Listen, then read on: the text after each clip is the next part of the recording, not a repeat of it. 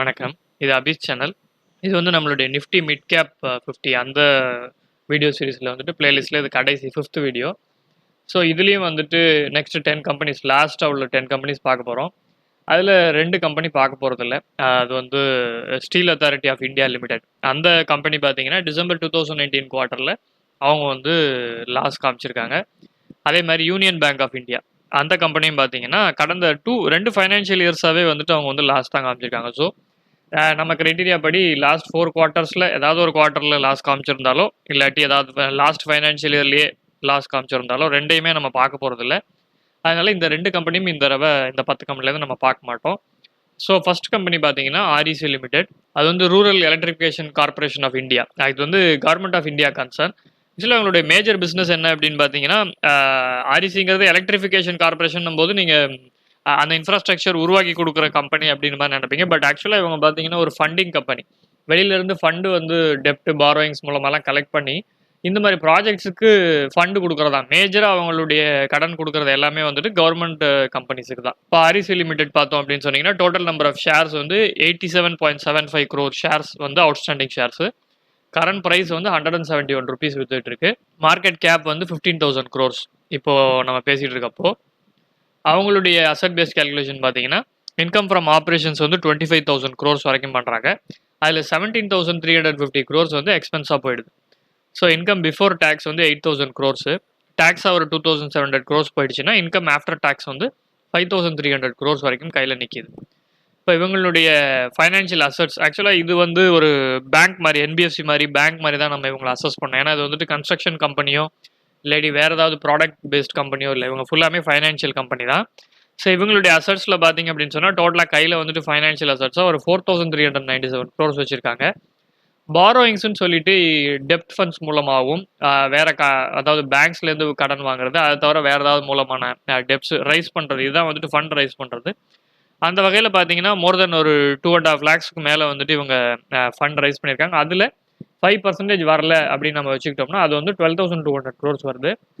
இவங்களுடைய வெளியே கொடுத்துற கடன் வந்து 2,70,000 crores வெளியே வந்து கடன் கொடுத்துருக்காங்க. அதில் மேஜராக பார்த்தீங்கன்னா எல்லாமே பப்ளிக் ஹோல்டிங் கம்பெனிஸுக்கு தான் இருக்குது. மோர் தென் 90% வந்து மோஸ்ட்லி இந்த மாதிரி அந்த பவர் கார்பரேஷன் ஆஃப் இந்தியா இது மாதிரி அவங்க யார் வந்து இந்த எலக்ட்ரிஃபிகேஷன் வேலையில் ஈடுபடுறாங்களோ அது பப்ளிக்கும் சரி ப்ரைவேட்டுக்கும் கொடுக்குறாங்க. பட் பப்ளிக் தான் வந்துட்டு மேஜர் கடன் கொடுத்துருக்காங்க. அதனால் இதில் என்ன அட்வான்டேஜ்னு பார்த்தீங்கன்னா வராமல் போகிறது அப்படிங்கிறது ரொம்ப குறைச்சலாக இருக்கும். அதாவது இன்கேஸ் இந்த வருஷம் வரலைனாலும் கவர்மெண்ட் ஆஃப் இந்தியா கன்சர்ன்ஸுக்கு தான் நிறைய கொடுத்துருக்கிறதுனால இன்டர்னலாக வந்து அவங்க கொடுக்குறது வந்து மோஸ்ட்லி யாராவது ஒருத்தர் வந்துட்டு இதை காம்பன்சேட் பண்ணுவாங்க. இதை வந்து திவாலாகிறதுக்கான வாய்ப்புகள் குறைச்சலாக இருக்கும். இது பாலிசி ஹோல்டர் ஃபண்ட்ஸ்னு எதுவும் கிடையாது. ஏன்னா இது இன்சூரன்ஸ் பிஸ்னஸில் இல்லை. டெபாசிட்ஸ்ன்னு சொல்லிட்டு வெளியிலேருந்து வந்து 58,000 கோடிக்கு டெபாசிட்ஸ் வந்து வாங்கியிருக்காங்க. அதுலேயும் 5% வரலன்னு வச்சுக்கிட்டோம்னா அந்த வகையில் பார்த்தீங்கன்னா கம்பெனியுடைய பெர் ஷேர் வேல்யூ 470 rupees வருது. பட் அது வந்து நல்ல ஒரு அட்ராக்டிவ் வேல்யூஷனில் கிடைக்கிற மாதிரி நம்மளுடைய இப்போ இது காமிக்குது 171 rupeesக்கு பார்த்தீங்கன்னா 470 rupees வேல்யூனா ரொம்ப அட்ராக்டிவ் பை. பட் ஆக்சுவலாக இது வந்து ஒரு ஃபைனான்ஷியல் சர்வீசஸ் கம்பெனி. இந்த மாதிரி ஃபைனான்ஷியல் சர்வீசஸ் கம்பெனி அது தவிர இது ஒரு கவர்மெண்ட் ஆஃப் இந்தியா, அதாவது இது வந்து பப்ளிக் லிமிடெட் கம்பெனியும் கூட.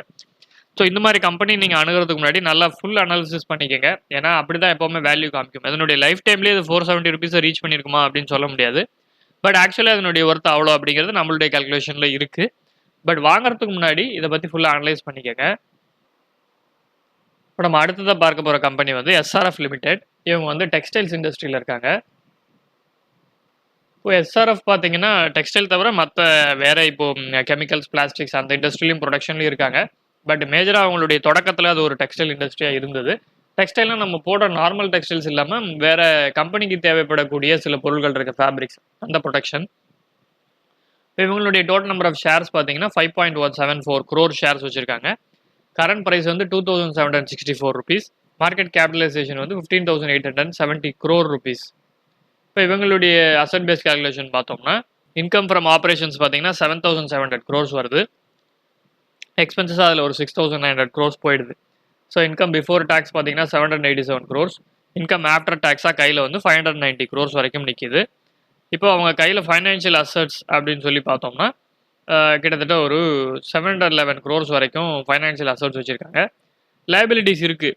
அதில் பாரோயிங்ஸ்னு பார்த்தோம்னாலும் ஹெவியாக தான் இருக்குது. இருக்கிற லைபிலிட்டிஸ்லேயே வந்துட்டு டோட்டலாக கூடிய 5700 crores லைபிலிட்டிஸ் கிட்டத்தட்ட 3000 crores பாரோயிங்ஸாகவே தான் இருக்குது. ஸோ லைபிலிட்டிஸை நம்ம அப்படியே கணக்கில் இல்லாமல் விட முடியாது.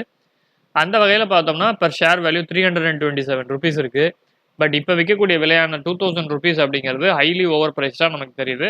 பட் இது வந்து நம்மளுடைய ரஃப் கால்குலேஷனில் ஒருவேளை பாரோயிங்ஸை எடுத்தால் கூட 1300 rupees வரைக்கும் இதனுடைய ஒர்த்துங்கிற மாதிரி நமக்கு தெரியுது. பட் அதுவுமே இப்போ வைக்கக்கூடிய 2000 வந்து டபுள் த டைம் இருக்குது இதுக்கு. ஸோ ஆப்வியஸ்லி இது வந்து நம்மளுடைய இப்போ ரஃப் கால்குலேஷன் படி ஒரு டிஃபென்ஸ் இன்வெஸ்டருக்கான கால்குலேஷன் படி ஹைலி ஓவர் ப்ரைஸ்டாக தெரியுது. வாங்குறதுனா நீங்கள் அனலைஸ் பண்ணிக்கோங்க. அடுத்த company steel authority of India லிமிடெடை வந்து நம்ம பார்க்க போகிறதில்ல இப்போது. அது தவிர பார்த்தீங்கன்னா டாடா கன்சியூமர் ப்ராடக்ட்ஸ் லிமிடெட், முன்னாடி வந்து டாடா குளோபல் பெவரேஜஸ் அப்படின்றது, அதுதான் இப்போ டாடா கன்சியூமர் ப்ராடக்ட்ஸ் அப்படின்னு சொல்லி பேர் மாற்றிட்டாங்க. இப்போ உங்களுடைய டோட்டல் நம்பர் ஆஃப் ஷேர்ஸ் பார்த்தோம்னா 92 crore ஷேர்ஸு. கரண்ட் ப்ரைஸ் வந்து 283 rupees. மார்க்கெட் கேபிட்டலைசேஷன் வந்து 26,000 crores. இவங்களுடைய அசட் பேஸ் கால்குலேஷன் பார்த்தோம்னா 7200 crores வரைக்கும் ரெவென்யூ பண்ணுறாங்க. அதில் எக்ஸ்பென்சஸாக ஒரு 6600 crores போயிடுது. இன்கம் பிஃபோர் டேக்ஸாக 611 crores. ஸோ கையில் வந்து டிஸ்ட்ரிபியூட்டபிள் கேஷ் ஃப்ளோவாக 400 crores வரைக்கும் நிற்கிது. இன்வெஸ்ட்மெண்ட்ஸ் வந்து கையில் ஓரளவுக்கு ஃபைனான்ஷியல் அசட்ஸ் வச்சுருக்காங்க. 2000 crores வரைக்கும் ஃபைனான்ஷியல் அசட்ஸ் வச்சுருக்காங்க. லைபிலிட்டிஸ் அப்படின்னு பார்த்தீங்கன்னா ஒரு 2500 crores வரைக்கும் லைபிலிட்டிஸ். அதில் கிட்டத்தட்ட 1000 crores பாரோயிங்ஸாகவே இருக்குது. ஸோ மேஜர் பார்ட் இல்லை, பட் ஸ்டில் பாரோயிங்ஸ் இருக்கவே செய்யுது. அந்த வகையில் இந்த கம்பெனியோட மதிப்பு பார்த்தோம்னா 53 rupees வரைக்கும் வருது. ஒருவேளை லைபிலிட்டிஸை தூக்கிட்டோம்னா 81 rupees. அது எந்த வகையில் பார்த்தாலும் இப்போ விற்கக்கூடிய விலையான 283 rupees வந்து ஜஸ்டிஃபை பண்ணலை. Maybe either we are missing something, இல்லாட்டி மார்க்கெட் வந்து இது ஹைலி ஓவர் வேல்யூ பண்ணியிருக்கு அப்படின்றதான் அர்த்தம். அடுத்த கம்பெனி பார்த்தீங்கன்னா Tata power company limited. Tata power company limited வந்து நம்ம ஃபுல் அனாலிசிஸே பண்ணியிருக்கோம். ஏற்கனவே தனி வீடியோவே கூட நம்மளுடைய சேனலில் இருக்குது. இப்போ டாடா பவர் பார்த்தீங்கன்னா டோட்டல் நம்பர் ஆஃப் ஷேர்ஸ் வந்து 271 crore ஷேர்ஸ் வச்சுருக்காங்க. கரண்ட் ப்ரைஸ் வந்து 35 rupees வரைக்கும் வித்துட்ருக்கு. மார்க்கெட் கேபிட்டலைசேஷன் வந்து 9500 crore rupees. Asset base calculation பார்த்தீங்கன்னா 28,000 crores வரைக்கும் அவங்க வந்து ரெவென்யூ பண்ணுறாங்க. அதில் எக்ஸ்பென்சஸாக ஒரு 27,600 crores வரைக்கும் ரெவென்யூ வந்து இதாகவே போயிடுது எக்ஸ்பென்சஸாக. கையில் வந்து 800 crores 750 to 800 crores தான் வந்துட்டு ரெவென்யூவாக நிற்கிது. ஸோ ப்ராஃபிட் ஆஃப்டர் டேக்ஸாக பார்த்தோம்னா 500 crore rupees. இப்போ இவங்களுடைய ஃபைனான்ஷியல் அசட்ஸ் பார்த்தோம் அப்படின்னு சொன்னால் டோட்டலாக 2371 crore rupees வந்து ஃபைனான்ஷியல் அசட்ஸாக வச்சுருக்காங்க. லைபிலிட்டிஸ் ஹெவியாக இருக்குது. இதில் நான் மார்க் பண்ணலை பாரோயிங் ஸ்பெசிஃபிக்காக, பட் மோஸ்ட் பார்ட் வந்து பாரோயிங்ஸாக தான் இருக்குது. 35,000 crores ஃபிக்ஸ்ட் லைபிலிட்டிஸ் ஆகும், 27,000 crores வந்து கரண்ட் லைபிலிட்டிஸாகவும் இருக்குது. 60,000 crores வரைக்கும் லைபிலிட்டிஸ் வச்சுருக்காங்க. அந்த வகையில் பார்த்தோம்னா கம்பெனியுடைய மதிப்பு நெகட்டிவில் போயிடுது. ஏன்னா இந்த லைபிலிட்டிஸ் ரொம்ப அதிகமாக இருக்கிறதுனால. ஒருவேளை லைபிலிட்டிஸை தூக்கினோம்னா கம்பெனியோட மதிப்பு வந்து 33 ரூபாய் காமிக்குது. அது இப்போ விற்கக்கூடிய 35 ரூபாய்க்கு நெருக்கத்தில் இருக்குது. பட் இது வந்து லைபிலிட்டிஸை தூக்கினால் மட்டும்தான், நம்மளுடைய கையில் இருக்கிற ஃபைனான்ஷியல் அசட்ஸை வச்சு இதை பண்ணால் தான் அதனுடைய மதிப்பு இவ்வளோ அப்படிங்கிற மாதிரி நமக்கு கிடைக்கிது. அடுத்த கம்பெனி பார்த்தீங்கன்னா ராம்கோ சிமெண்ட்ஸ் லிமிடெட். அவங்க வந்து சிமெண்ட் அண்ட் சிமெண்ட் ப்ராடக்ட் ப்ரொடக்ஷனில் இருக்காங்க. இப்போ ராம்கோ சிமெண்ட்ஸ் பார்த்தீங்கன்னா 23.55 crore ஷேர்ஸ் வந்து அவுட்ஸ்டாண்டிங் ஷேர்ஸ் வச்சுருக்காங்க. கரண்ட் ப்ரைஸ் வந்து 507 rupees போயிட்டு இருக்கு. ஸோ டோட்டல் மார்க்கெட் கேபிட்டலைசேஷன் பார்த்தீங்கன்னா 11,900 crores. அவங்களுடைய அசட் பேஸ் கால்குலேஷன் பார்த்தீங்கன்னா இன்கம் ஃப்ரம் ஆப்ரேஷன்ஸ் வந்து 5,000 crores வருது. எக்ஸ்பென்சஸாக ஒரு 4,500 crores வரைக்கும் போயிடுது. So income before tax 693 crores. அதில் வந்து டேக்ஸை கழிச்சிட்டோம்னா இன்கம் ஆஃப்டர் டேக்ஸாக 457 crores வரைக்கும் நிற்கிது. So excess calculation financial assets எவ்வளோ இருக்குது அப்படின்னு பார்த்தீங்கன்னா அரௌண்ட் ஒரு 229 crores வரைக்கும் இருக்குது. லைபிலிட்டிஸ் வந்து இருக்குது. டோட்டல் லைபிலிட்டிஸ்ன்னு பார்த்தீங்கன்னா 3,600 crores. அதில் கிட்டத்தட்ட 1,500 crores வரைக்கும் லைபிலிட்டிஸ் பாரோயிங்ஸாகவே இருக்குது. மேஜர் பார்ட் இல்லை, பட் ஸ்டில் இருக்குது. அந்த வகையில் பார்த்தோம்னா கம்பெனியுடைய மதிப்பு வந்து 113 rupees வருது. அது இப்போ விற்கக்கூடிய விலையான 500 rupeesக்கு ரொம்ப ரொம்ப ரொம்ப குறைச்சலாக இருக்குது. ஒருவேளை இந்த கடன்கள் லைபிலிட்டிஸை தூக்கிட்டோம் அப்படின்னு சொன்னால் 268 rupees வருது. அதுவுமே கூட இப்போ விற்கக்கூடிய விலையில் பாதி தான் இருக்குது. ஸோ எனிவேஸ் இது வந்து ரொம்ப அட்ராக்டிவ் பையாக நமக்கு தெரியல. இப்போ அடுத்த கம்பெனி பார்த்தீங்கன்னா டாரண்ட் ஃபார்மசூட்டிகல்ஸ். இவங்க வந்து 2 கம்பெனி பார்க்க போகிறோம் டாரண்ட்லேயே. டாரண்ட் ஃபார்மசூட்டிகல்ஸ் லிமிடெட் முதல்ல பார்த்துடலாம். டாரண்ட் ஃபார்மா பார்த்தோம் அப்படின்னு சொன்னால் total number of outstanding shares வந்து இன்னைய தேதிக்கு 16.9 crore ஷேர்ஸ் வந்து அவுட்ஸ்டாண்டிங் ஷேர்ஸ் இருக்குது. கரண்ட் ப்ரைஸ் வந்து 1,857 rupees. மார்க்கெட் கேபிட்டலைசேஷன் வந்து 31,386 crores வரைக்கும் இருக்குது. அசட் பேஸ் கால்குலேஷன் பார்த்தீங்கன்னா 7,600 crores வரைக்கும் ரெவென்யூ பண்ணுறாங்க. அதில் எக்ஸ்பென்சஸாக ஒரு 6,800 crores போயிடுது. Income before tax 860 crores. So tax அதில் ஒரு 290 க்ரோர்ஸ் போயிடுச்சுன்னா இன்கம் ஆஃப்டர் டேக்ஸ் வந்து 568 க்ரோர்ஸ் வரைக்கும் இருக்குது. ஃபைனான்ஷியல் அசட்ஸ் அப்படின்னு சொல்லி பார்த்தீங்கன்னா கிட்டத்தட்ட ஒரு 229 க்ரோர்ஸ் வரைக்கும் ஃபைனான்ஷியல் அசட்ஸ் இருக்குது. அதில் லைபிலிட்டிஸ் வந்து கிட்டத்தட்ட ஒரு 10,000 க்ரோர்ஸ். அதில் பாரோயிங்ஸ் பார்த்தீங்கன்னா 4,000 க்ரோர்ஸ் வரைக்கும். 10,000 க்ரோர்ஸ் இருக்கக்கூடிய லைபிலிட்டிஸில் 4,000 க்ரோர்ஸ் 40% வந்து பாரோயிங்ஸாக தான் இருக்குது. ஸோ அந்த வகையில் பார்த்தோம்னா கம்பெனியோட மதிப்பு நமக்கு நெகட்டிவாக போயிடுச்சு. ஒருவேளை லைபிலிட்டிஸை தூக்கினோம்னா கம்பெனியோட மதிப்பு வந்து 529 ருபீஸ் நமக்கு காண்பிக்குது. அதுவுமே கூட இப்போ விற்கக்கூடிய 1,800 ருபீஸ்க்கு நமக்கு ஒர்த்தாக தெரியல. Maybe we are missing something heavily, ஏதாவது ஃபைனான்ஷியல் அசட்ஸ், ஏதாவது ஒரு பெரிய ஃபிக்ஸ்ட் அசட்ஸோ ஏதாவது ஒரு நமக்கு தெரியாத நான் ஃபைனான்ஷியல் அசட்ஸ் ஹெவியான ஒர்த்தாக இருக்கலாம். ஸோ அந்த வகையில் பார்க்கணும்னா நீங்கள் தனியாக அனலைஸ் பண்ணி பார்த்துங்க. அடுத்த கம்பெனி வந்து டாரண்ட் இண்டஸ்ட்ரியிலேயே டாரண்ட் பவர் லிமிடெட், எனர்ஜி செக்டாரில் இருக்காங்க. இப்போ டாரண்ட் பவர் வந்து டோட்டல் நம்பர் ஆஃப் ஷேர்ஸ் பார்த்தீங்கன்னா 48 crore ஷேர்ஸ் வச்சுருக்காங்க. கரண்ட் ப்ரைஸ் வந்து 271 ருபீஸ். மார்க்கெட் கேபிட்டலைசேஷன் வந்து 13,000 crores. உங்களுடைய அசட் பேஸ் கால்குலேஷன் பார்த்தீங்கன்னா 13,000 crores வரைக்கும் ரெவன்யூ பண்ணுறாங்க. அதில் 12,000 crores வந்து எக்ஸ்பென்சஸாக போயிடுது. மிச்சம் வந்து 1,000 crores வரைக்கும் இன்கம் பிஃபோர் டேக்ஸாக நிற்கிது. அதில் டேக்ஸாக ஒரு 300 crores போயிடுதுன்னா இன்கம் ஆஃப்டர் டேக்ஸாக 710 crores வரைக்கும் நிற்கிது. கையில் ஃபைனான்ஷியல் அசட்ஸ் அப்படின்னு பார்த்தீங்கன்னா 524 crores வரைக்கும் வச்சுருக்காங்க.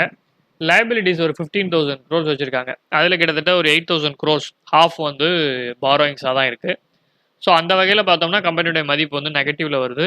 ஒருவேளை லைபிலிட்டிஸை தூக்கிட்டோம்னா கம்பெனியுடைய மதிப்பு 260 ருபீஸ். அது வந்து இப்போ விற்கக்கூடிய 271க்கு நெருக்கத்தில் இருக்குது. கிட்டத்தட்ட nearing the margin of safety. But அது வந்து லைபிலிட்டிஸை தூக்கினால் மட்டும்தான். லைபிலிட்டிஸோட பார்த்தா நெகட்டிவில் இருக்குது ஒர்த்து. இந்த வீடியோவில் வந்துட்டு அதே மாதிரி இந்த playlist Nifty midcap 15 last company வந்து வோல்டாஸ் லிமிடெட். இது வந்து ஒரு டாடா கம்பெனி. அவங்க வந்து இந்த ஏசி ப்ரொடக்ஷன், கன்சியூமர் குட்ஸ் டிவிஷனில் ஏசி ப்ரொடக்ஷனில் இருக்காங்க. ஏர் கண்டிஷனர், ஏர் கூலர்ஸ், அந்த ப்ரொடக்ஷன். இப்போ இந்த company total number of outstanding shares பார்த்தீங்கன்னா 33 crore ஷேர்ஸு. கரண்ட் ப்ரைஸ் வந்து 490 ருபீஸு. மார்க்கெட் கேபிட்டலைசேஷன் வந்து 16,000 crores. இப்போ உங்களுடைய அசட் பேஸ் கால்குலேஷன் பார்த்தீங்கன்னா இன்கம் ஃப்ரம் ஆப்ரேஷன்ஸ் வந்து 7,000 crores. எக்ஸ்பென்சஸ் வந்து ஒரு 6,500 crores போயிடுதுன்னா இன்கம் பிஃபோர் டேக்ஸ் வந்து 500 crores வரைக்கும் இருக்குது. அதில் டேக்ஸை கழிச்சிட்டோம்னா இன்கம் ஆஃப்டர் டேக்ஸ் வந்து 366 crores. இப்போ இதில் டோட்டல் ஃபைனான்ஷியல் அசட்ஸ் பார்த்தீங்கன்னா 440 crore ருபீஸ் வந்து ஃபைனான்ஷியல் அசட்ஸு. அதில் லைபிலிட்டிஸ் வந்து ஒரு 3,376 crores இருக்குது. பட் அதில் பார்த்தீங்கன்னா பாரோயிங்ஸ் 300 crores தான் இருக்குது. மேகர் 10%. ஸோ இந்த கம்பெனிக்கு வந்துட்டு பாரோயிங்ஸ் மொத்தமாக இல்லைன்னு சொல்லலாம். 90% வந்து பாரோயிங்ஸ் இல்லை, 10% தான். அந்த வகையில் பார்த்தீங்கன்னா கம்பெனியுடைய மதிப்பு வந்து 125 ருபீஸ் வருது. ஒருவேளை பாரோயிங்ஸ் அதாவது லைபிலிட்டிஸை தூக்கிட்டோம், ஏன்னா பாரோயிங்ஸ் ரொம்ப குறைச்சலாக இருக்குன்னு தூக்கிட்டோம்னா கம்பெனியுடைய மதிப்பு 227 ருபீஸ் வருது. அதுவும் கூட இப்போ விற்கக்கூடிய 490 ருபீஸுக்கு ஹெவிலி ஓவர் ப்ரைஸ்டாக தான் தெரியுது. பட் இது எல்லாமே நம்மளுடைய கேல்குலேஷன் தான். நீங்கள் தனியாக திரும்ப கேல்குலேட் பண்ணி பாருங்கள். அப்புறம் அனலைஸ் பண்ணிட்டு வாங்கலாமா இல்லையா அப்படின்னு பாருங்கள். இதோட நம்மளுடைய நிஃப்டி 50 ஏற்கனவே போட்டிருந்தோம். அந்த சீரீஸும் முடியுது. நிஃப்டி மிட்கேப் 50 இனிமேல் வந்து நம்ம இது மாதிரி ஒரு ரொம்ப ரஷ்ஷிங் அனாலிசிஸ் பண்ண வேண்டாம் அப்படின்னு நினைக்கிறோம். அது வந்துட்டு சப்ஸ்கிரைபர்ஸுக்கும் பெரிய வேல்யூவாக இருக்காது. ஏன்னா நம்ம பண்ணுறது ஜஸ்ட்டு ரஃப் கேல்குலேஷன். அதுக்கப்புறம் அவங்க திரும்ப அனலைஸ் பண்ண வேண்டியிருக்கும். நம்மளே எப்போவுமே ஃபண்டமெண்டல்ஸ் முழுசாக போடுவோம். ஸோ அந்த வகையில் பார்த்தோம்னா இந்த மாதிரி சீரீஸ் போட்டதை இதோட நிப்பாட்டிக்கலாம் அப்படின்னு நினைக்கிறோம். ஒருவேளை ரொம்ப சப்ஸ்கிரைபர் டிமாண்ட் இருந்தால் மற்றதை வந்து கன்சிடர் பண்ணலாம். பட் மோஸ்ட்லி அதை அவாய்ட் பண்ணுறது நல்லதுன்னு தான் தோணுது. எங்களுடைய காணொலி பிடித்திருந்தால் லைக் செய்யுங்கள், ஷேர் செய்யுங்கள், சப்ஸ்கிரைப் செய்யுங்கள். பெல் பட்டன் கிளிக் பண்ணால் நோட்டிஃபிகேஷன் உடனுக்குடன் வரும். நன்றி, வணக்கம்.